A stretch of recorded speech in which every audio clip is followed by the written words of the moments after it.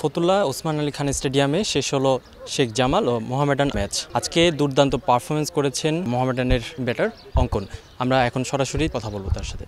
কেমন আছেন? আজকের ম্যাচটা কীরকম ফিল করলেন যখন মাঠে এত বড় টার্গেট দেখলেন? যখন আমরা 260 টার্গেট দেখেছি তখন ইনিংস শেষ হওয়ার পরে আমরা অনেক কনফিডেন্ট ছিলাম, কারণ আমরা ব্যাটসম্যানরা ভালো ফর্মে আসি আল্লাহর রহমতে এই পর্যন্ত।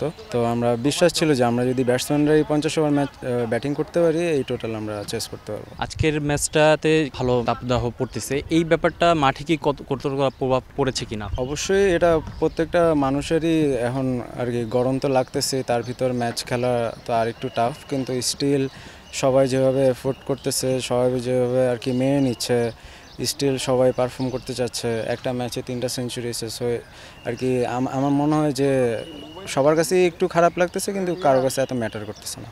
আচ্ছা, আপনি তো এখন ব্যাটিংয়ে সেকেন্ড হাইয়েস্ট রান স্কোরার হিসেবে আছেন, শীর্ষে যাওয়ার একটা সম্ভাবনা কি কাজ করছে কিনা? না, আমি মনে করি যে প্রত্যেকটা ম্যাচই ইম্পর্টেন্ট। প্রত্যেকটা ম্যাচ, নেক্সট ম্যাচে আমি যখন নামবো আমার স্কোর শূন্যই থাকবে। তো আমার নেক্সট ম্যাচে যে সিচুয়েশন বা আমার টিমের যে ধরনের আমার খেলা উচিত, ওইভাবে আমি ডেলিভার করতে পারি নাকি, এটা অনেক ইম্পর্টেন্ট রাদার দেন আমি কয় নাম্বারে আসি, টপ স্কোরার হলাম কিন্তু স্টিল আমি ম্যাচ জিততে পারলাম না, তাহলে আমার কাছে ম্যাটার করে না।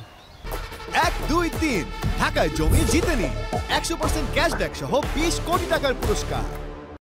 এবারের আসরে শিরোপার জন্য কতটা প্রত্যাশিত? শিরোপা বলতে গেলে আমরা একটু পিছিয়ে আছি যারা একে আছে, তো আমরা ওই চিন্তা করতেছি না যে আসলে এখনই টুর্নামেন্টের লাস্টে কি হবে। চেষ্টা করতেছি সবাই যে প্রত্যেকটা ম্যাচ যাতে ভালোভাবে শেষ করতে পারি, জিততে পারি, তখন আসলে লাস্টে দেখা যাবে আমরা কত নম্বরে। রিফাতুল ইসলাম মিরন, ফতুল্লা, নারায়ণগঞ্জ।